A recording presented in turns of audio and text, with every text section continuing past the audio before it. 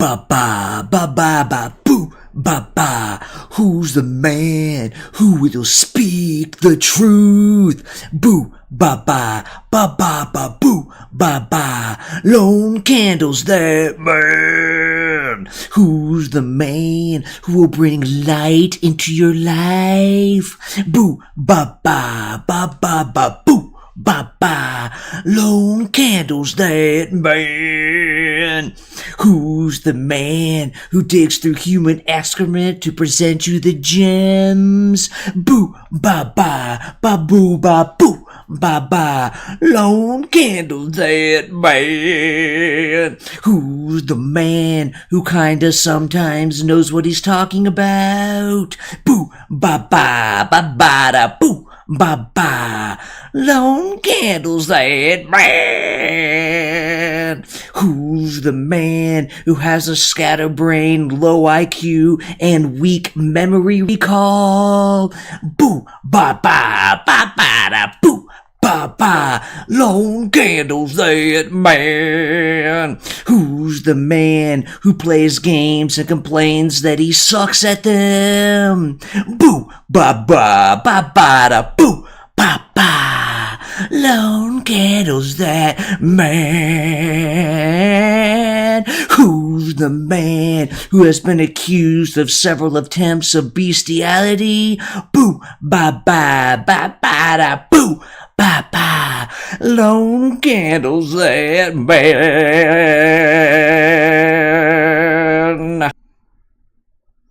Oh, hello. Welcome to Lone Candle Live. Today, we're having another episode of Reply Guyin with Lone Candle, where I have super intelligent and productive conversations with random people online. Here, I believe, was a nice little YouTube commentary conversation, bit of a tongue twister from last week. This video by Preston Stewart, I highly recommend him. He has a lot of good military information videos. He's a former military guy, and he's great. I watch his stuff all the time. Way better than my stuff. So it's on his video about the Trump strikes on drug boats in the Caribbean, where he's questioning the legality of it. I don't remember everything he said in the video, but the conversation at least was about that. To which, some point, I don't even remember what part of the video I was responding to anymore, but that's not really that important. I say, it looks a lot like murder. The military can't just execute suspected drug traffickers, which is a pretty big concern. So generally, when you're in a democracy that has the rule of law, when you're doing criminal justice and you suspect someone's committing a crime, unless they're posing a direct threat, like lethal or physical threat, maybe to property, but usually it's a direct danger to you or another citizen or someone else around, you don't kill them.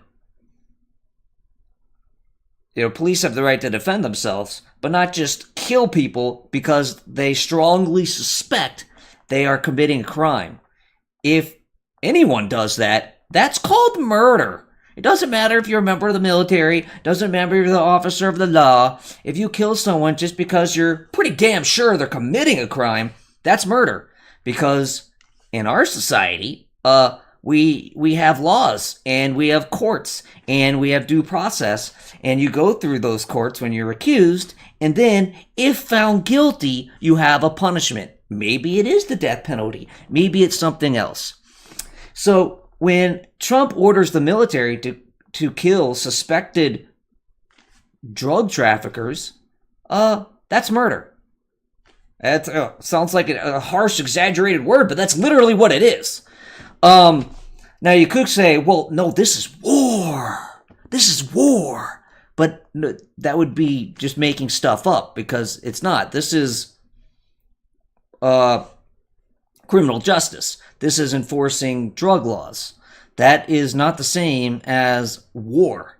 That is under the umbrella of enforcing the law. not under the umbrella of war against foreign organizations or foreign countries. So a lot of people will compare this to the war on terror, because certainly drone strikes in foreign countries did kill people who were suspected of being terrorists. But there's a big difference. A terrorist you can actually be at war with a terrorist group because they are actively trying to go out and kill you or your allies. Kill your civilians, kill your military people, or those of your allies and partners. And so you actually are at war with them because it is a direct, I'm going to go and kill you threat. Now, someone trafficking drugs, that's not the case. Now, if you go to arrest them and they look like they're going to defend themselves or try to prevent that with violent force, well, then you might have the right to kill them. But otherwise, that would be murder because this isn't a war against the terrorist organizations. Now, you may look and go, well, yeah, but they're trying to bring drugs into the United States. Now, a lot of these boats appear to have been going to Cuba, not the United States, but maybe it would eventually get into the U.S. Well, they're trying, so even if you say, no, they were bringing it directly into the U.S., and then people are going to use those drugs, and then they're going to die. Well, sorry, I need to spell this out, but a lot of people don't get it. There's a difference between, hey, I'm a terrorist, I'm going to go kill you. I'm going to go kill people with this gun, this bomb, make them die against their will. And a drug dealer that says, hey, I'm going to voluntarily sell to people this drug that they know it's a drug. They're agreeing to purchase this. They're actually willing to pay me good money for that drug, and they are going to use it knowing the risks. That's obviously not the same thing. So anywho, let's look at the conversation. Looks like murder. The military can't just execute suspected drug traffickers. Yes, they can. Obama, by your definition, by my definition, I don't know where I defined it, but I guess he's just assuming by what I said. By your definition, murdered an American citizen by drone strike because his dad was a terrorist. I don't know exactly what he's referring to there, but maybe he's saying we had a loose determination on whether we counted them as a terrorist or not. It's deterrence. Make cartels, or more importantly, the mules, think twice. Would you rather them just disappear into the country, murdering millions of Americans? I swear it's an up-downside world since COVID. All right. So first, the terrorist comparison I've already covered, so I'm not going to repeat myself. Now, it's deterrence. Now, that would be a strategy. So we're trying to deter people from bringing drugs because if they come on the boat, they might get killed. That may make sense as a strategy. I don't know if enough are being killed for that to matter. Now, frankly, fentanyl, the one that's killing most people, is coming not through boats, but through Mexico, the land border. So this isn't going to do anything for that. And so, as a strategy, I even suspect it's not really going to work. Mainly because, it's coming through the land. That particular drug is mostly coming through the land border. So blowing up boats isn't going to do anything for that. But let's say it did. Like that actually, it was an excellent deterrent strategy. Okay, that would be irrelevant to my comment. Whether or not it's a good deterrent strategy doesn't make it any more or less murder. Murder depends on whether it was a legal killing. An illegal and or ethical killing, depending on what exactly you're talking about. In this case, mainly legal, but also ethical. Yeah, so this is 100% irrelevant to what I'm saying. So I don't know why he thinks it is. Unless he's just, I want to add this on. Which case, all right. What would you disappear into the country? Well, no, but yeah, so again, another irrelevant thing. This is just the practicality of it. Well, no, they don't have to disappear. If you really wanted to crack down on these boats, they were obviously able to find them. You send people there to arrest them, to interdict them, and then arrest them. And then, if they look like they're going to fight back with guns, well, then blow them up. Because at that point, it would be self-defense. Murdering millions of Americans, of course, that's drug dealers actually drug organizations murder a lot of people, not in the U.S. In the U.S., it's not murder. If I take a drug that I know is a drug, and I know is dangerous, and I die, well, that's not murder. That's just me killing myself. That doesn't mean there's no moral culpability for someone selling people dangerous stuff, but it's not the same as me going and shooting them or going and saying, hey, here's water, and it's actually poison. That would be murder. But no, here's fentanyl, and you take it and you die. Oh, here's illegal marijuana that might have stuff laced with it. That's a little closer to murder on that one, but it's still somewhat on the user's fault. Either way, this is just false. They're not just running through murdering millions of Americans. That's not what people voluntarily doing drugs are. Guys, swear it's upside down. Okay. The war on terror had legal authorization.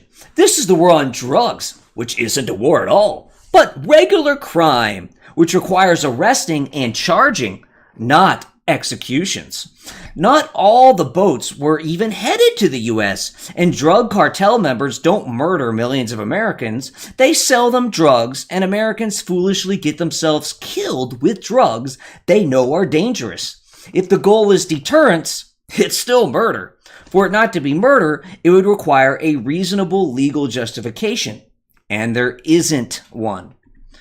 All right, looks like, the same guy responding. All right. Were you born yesterday?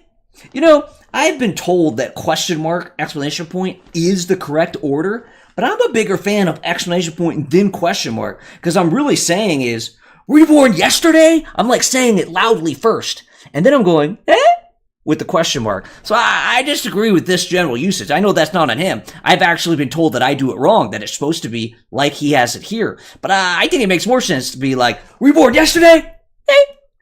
I feel like the question mark comes afterward. Were you born yesterday? Anywho. Were you born yesterday? Until Trump came around, there was tons of shade thrown at Obama for his extrajudicial use of strikes against suspected terrorists and those related to them. They at least bothered to make legal justifications for it as well.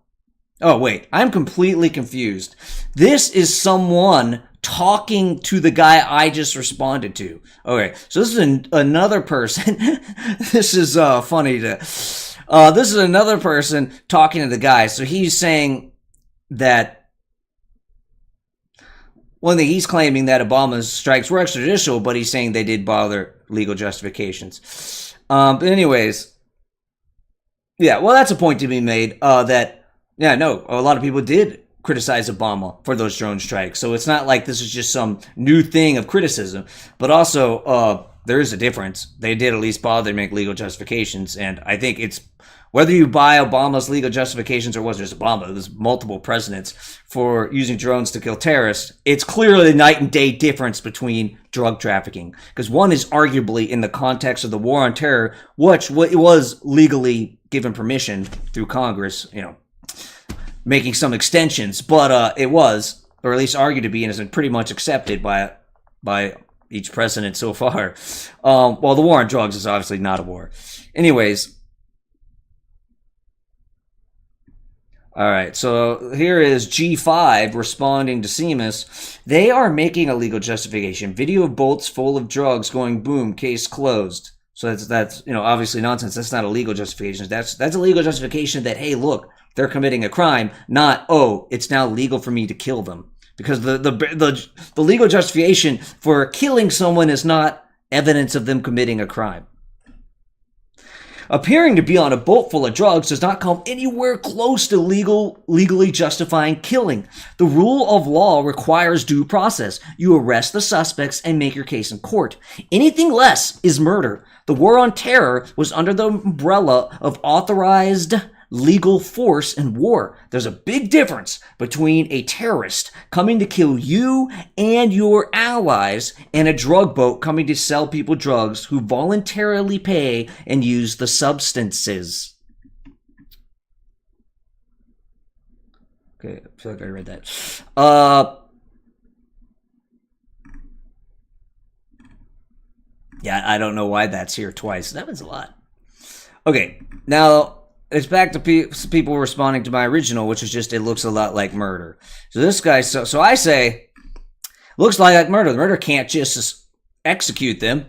And this guy says, sure can, and they are. I'm guessing it's some sort of troll, but if it wasn't, then he's confusing. When I say they can't, I don't mean they don't have the physical ability to. Obviously, I think they do have the physical ability because they have. What I'm saying is that their physical ability and then decision to do it looks like murder. When I say can't, I mean legally can't. How are you confused? Maybe troll. I don't know. The problem is someone trolling looks the exact same as the average person's response to anything involving politics, society, or religion. So you can't distinguish between a troll and just someone, making a mistake.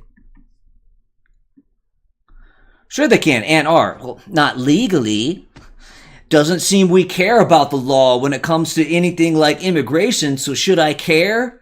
So this is just, nope. Fuck it. I don't care about the law anymore. It doesn't matter.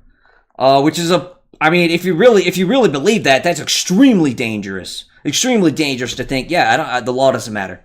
Just do whatever you can get away with. That's the huge breakdown of society if you really apply that generally and not just, an excuse to defend either a guy you like or a policy you like or both. Okay. I don't think...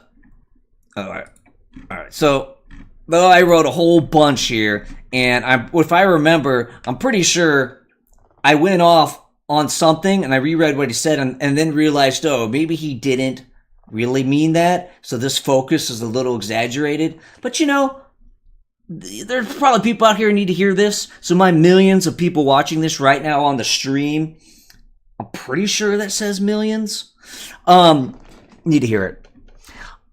I don't think that's a fair characterization of the country as a whole or the recent past. Sounds like it implies false equivalency. Yeah, because I thought he was just referring to Biden. And then when I reread it, I was like, no, he's really just referring to immigration, which is also Biden, but I thought he meant more generally. Anyway, I don't think it's fair characterization. Sounds like false equivalency. It's true that the Trump administration has flagrantly gone past the powers of the presidency on many fronts like no recent president has before. But that is just the Trump administration. You should care for two reasons. Because obviously I'm not going to I don't have top ahead to explain this in total, but Trump has gone way past any modern president when it comes to flagrantly, repeatedly breaking the law and not really caring very much. It could be worse. It could. But he's been worse than any recent president if you actually look at facts and not just people saying shit about Biden or Obama that aren't true or exaggerated or are true, but when you actually compare to Trump, it's the night and day difference.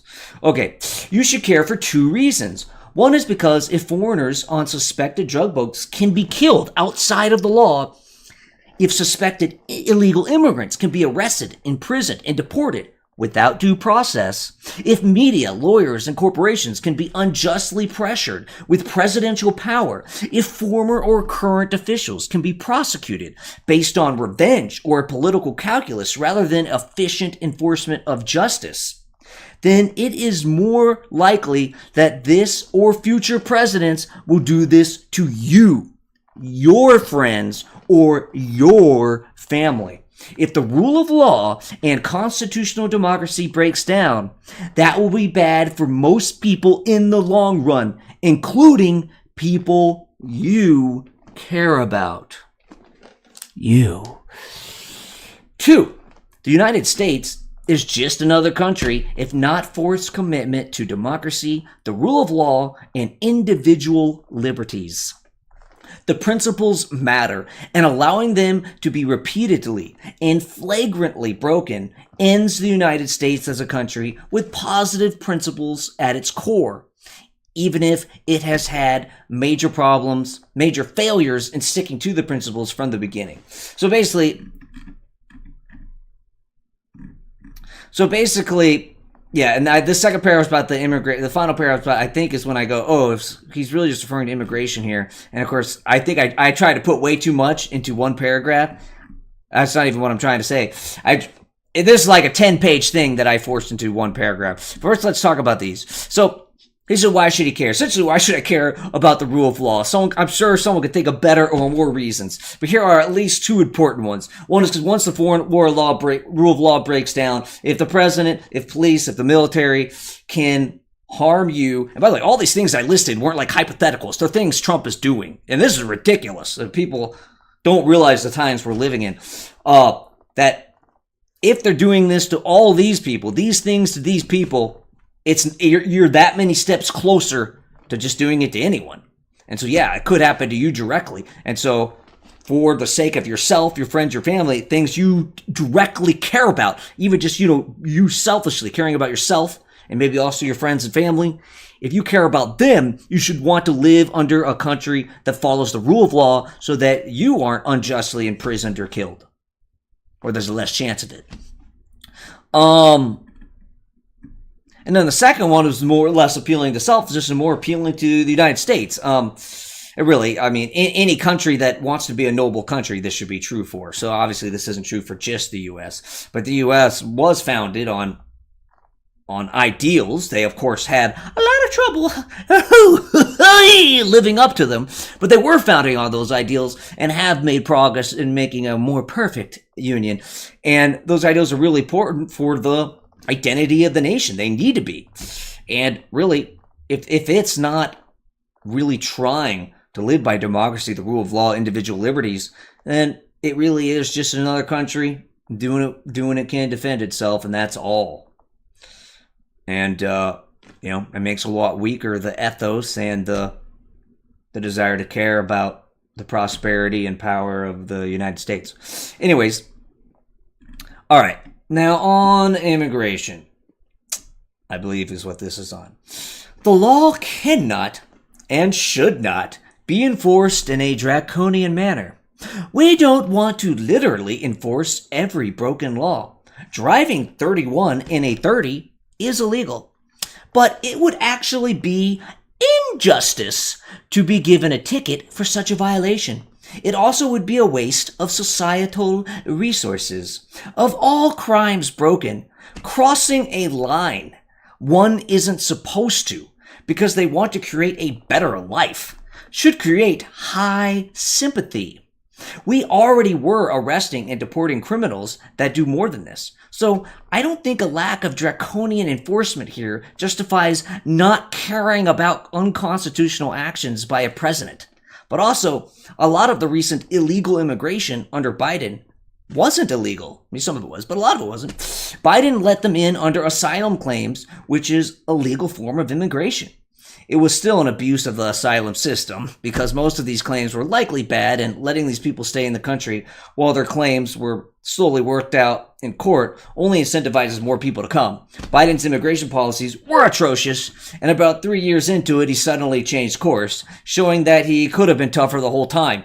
Yeah, what the hell? I did a piece on Biden's border about 1 or 2 years, maybe 1 year, something like that, first half of the Biden administration, and I read about all these things they say they're doing, and I'm like, all right, this is what they're doing, and I post that. There's a formal lone candle piece. And I don't believe I wrote another piece at the end, but near the end, after Biden at some point tried to actually get something through Congress, which you're supposed to do, and the Republicans blocked it. Republicans would have preferred that over normal law, but for politics, they didn't want to let them pass it because they knew it would make them look good and hurt Trump's chance of winning re-election. So Republicans caring more about playing politics and actually stopping immigration. Yeah, it straight up was what they did. It's pretty black and white. That's fucked up. But anyways, after that failed, all of a sudden, Biden cracks down on immigration. I don't know if it was legal or not, but I haven't looked into that, or if I have, I've already forgotten. But he cracks down. And it appeared to decently work. This was near the end of his administration. Of course, he's cracking down because he thinks it's going to help him win re-election rather than anything else. But hold on. And then so I read some articles about, oh, it's finally working. What's he doing? I remember how I said at the beginning of the administration, I read about what he's doing. It's the exact same thing. Except now it's actually working. And so when they said they were doing all those things at the beginning of the administration, was it all just a lie? Were they not doing them or doing them half-ass or just a little bit? Because they appear to be doing the actual strategy was the exact same. And so apparently they were like, yeah, we're doing these things, but they weren't trying very hard. And then at the very end, they're like, oh, crap, I'm going to lose this re-election because of immigration. Let's go ahead and do the things we said we're going to do, except hard this time. So that was a little screwed up. Anyways, yeah. Look, yeah, I'm probably not going to go back and look specifically on that. It's going to require a lot of that, a big deep dive. But if anyone finds an article that explains, wait, what Biden did different that actually made his crackdown succeed, I'm curious what it is, because it kind of looks like he didn't do anything, quote, different. He just actually did what he said his policy was finally. Anyways, okay, they were atrocious until he finally chose course, showing that he could have been tougher the whole time. Yeah, that's where my detour began. Biden also deported a lot of people, so it's not like there was no enforcement. There's different issues with immigration, but none of the sometimes lax immigration enforcement justifies breaking the law left and right. If we don't like lax immigration enforcement, then we should enforce it more toughly under the law and with due process, not use this as an excuse to not care about the president murdering people in boats who are probably shipping drugs that Americans foolishly choose to buy and use. Yeah, probably shipping drugs because, well, if they're dead, it's hard to know for sure. And sometimes some people survive, and some of them in their government say, nope, this guy's actually a stranded fisherman.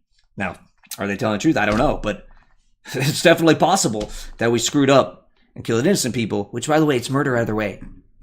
So let's see. What was that paragraph for? Because he basically said, well, we're finally... it doesn't seem we care about the law to anything else like immigration. So as one example of we don't care about the law as immigration. So two things on that, which is what I was trying to say. Two things is, one, I don't think that's an accurate characterization. Even under Biden, it's not like there were no deportations and no stopping of people at the border. There was a lot of stopping of people at the border and deportations. Just not as much as needed. And it's really more complicated than that, because a lot of what was going on under Biden was people misusing the asylum, which asylum is legal. Now, saying that you're an asylum case when you're an economic migrant, you're not fleeing because you're going to be killed or persecuted, but just because you want a better job, which means you don't apply for asylum. So falsely applying for asylum, I don't know what law that breaks, but it sounds not exactly legal, even if it technically is. And like I said, Biden's policy on that was horrible, and certainly does make a little bit laughable the asylum rules when you're letting people in. I mean, so what he was doing, he was saying, hey, yeah, if you claim asylum, we'll let you into the country while we work your case, but we don't have enough judges. So it takes a long time to work through the case. And so you end up having a whole bunch of people here just by claiming asylum. And a lot of those asylum cases are probably bad. And so that's horrible policy that has a whole bunch of not technically illegal, but probably going to lose a lot of those cases. I'd like, again, if someone comes across an article telling me what percentage of those cases were won or lost during that asylum rush, I'd be curious to know. Or if they ever got to them, or if, Trump got into office and said, yeah, the asylum case is canceled. I don't know if that happened or not. But anyways, yeah, so it's a mischaracterization to just say like, oh, there was no law. We don't care about the law. No, Biden cared a lot about the law. There was a lot of the law being enforced, just in some cases, important ways, enforced stupidly in ways that does insult the law a little bit, but it wasn't a black and white thing.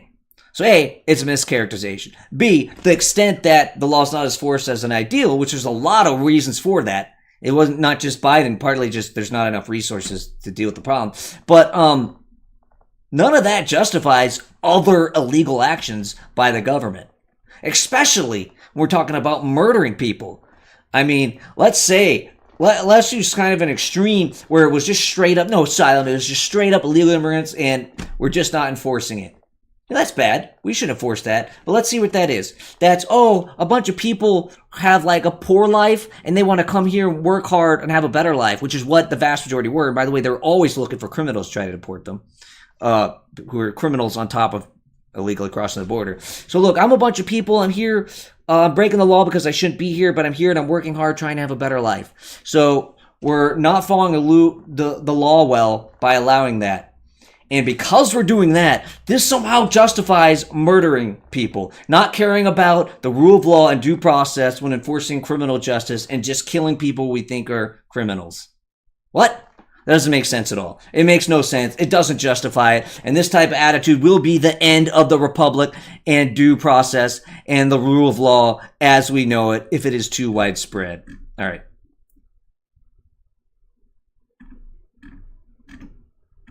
So again, it's like here twice. I don't really know what's up with that. Oh, they have a characterization. Okay. I seem to remember Mr. Obama sending SEAL Team 6 and the 160th SOAR, I don't remember what that stands for, but to whack Mr. Bin Laden. Murder? What you think? The war on terror had legal authorization. This is the war on drugs, which isn't a war at all, but regular crime, which requires arresting and charging, not executions. Yeah, so I don't know why he thinks... Yeah, it's another war on terror thing. Bin Laden isn't just a criminal, he's actually someone we're at war with. He's trying to help an organization that still wanted to kill Americans. And so in war, yeah, you can kill your enemies. And this is someone talking to Mr. Crystal. Apparently he posted this to a lot of people, and so he's complaining to him that he's doing that. So it's not really anything for me to respond to. And this is someone also complaining about Mr. Krister. Okay. Anywho, all right. Well, that's all I had on that one. Yeah, a lot of crazy stuff. This is one of the craziest things because, again, I'm open to non-paywalled articles and audio that explains it better. But last time I checked, there hasn't even really been an even a little bit reasonable justification by the administration about how this is not murder. We do have multiple, I think 2, generals who have quit. They have ended their military career. They haven't said why, but it's like mysterious. People who don't appear to be ready to retire quitting over this. Now, or in this area. They didn't say anything. They just quit. So we don't know for sure if that's why, but it seems like it would be. You've had people under the Bush administration who, like lawyers, I forget his name, I think the Asian guy, who, these guys were writing justifications for why the torture wasn't torture under the Bush administration, and they're going, this doesn't look legal at all. I mean, they're saying that, and they're people pretty pro-presidential power. So it really looks like straight up murder. It's pretty outrageous and ridiculous, but that's the times we're in, and for the most part, no one fucking cares. Not to mention, this is stuff that more doesn't matter, but it's interesting optics-wise. Normally, when you have a situation where a lot of people are having trouble getting jobs, which we are right now, it's hard to get hired in the current economy. If you have a situation where the government is shut down because the Democrats are making demands, and of course the Republicans, led by Trump, aren't even like trying to negotiate over them, and therefore now people aren't getting food stamps or almost didn't get food stamps, or it looks like now they'll only get half their food stamps, meaning basic food welfare for the poor is being limited or cut off soon. You're in that situation, and you're right after huge inflation, and inflation hasn't gone all the way back down yet, but it's lower, but it's still shortly after that, so people are still struggling with, oh yeah, I remember prices being lower. You're in this situation, usually, if in that context, the leader of your country throws a crazy Great Gatsby like rich person party, and he attends it, and there's like, ha ha ha, look at us. Well, at the same time, is tearing down a whole wing of the White House, not to build better offices to be more efficient, but to have a ballroom gilded with gold, like so you can better host foreign dignitaries when, we're already hosting them, so it clearly wasn't necessary. So you're doing all this big, ha ha ha, look at me celebrating my wealth and then wasting money building this big ball in this situation. Usually when a leader does that, they are torn apart, fairly or not. Again, I don't know if it's that big of a deal, especially attending the party. Obviously the East Wing of the White House is actually policy. Does that make sense to use that for a ballroom? Probably not. Rather than what else it could be used for. But just the weird environment we're in, we're usually be torn apart. Even your own side would be like, yeah, well, yeah, that's weird, that's crazy. And it would be all over the news, all these headlines, and they'd have to defend themselves. Here, no one cares. No one cares. Just like, yeah, it's Trump, so, that's okay. And kind of both sides. I'm not saying you don't have people criticizing him on the left, but even there, not as much as you would. Because to some extent, yeah, it's Trump. He does stuff like this. But if a mid-level bureaucrat has a slightly too fancy of hotel room and has a little bit of wine while he's off duty, let's go crazy. Yeah, it's just weird. It's just weird. Anywho, that's not here or there. There's something that's going on. Anywho, I'm Lone Candle. Like me, comment me, love me, and stream.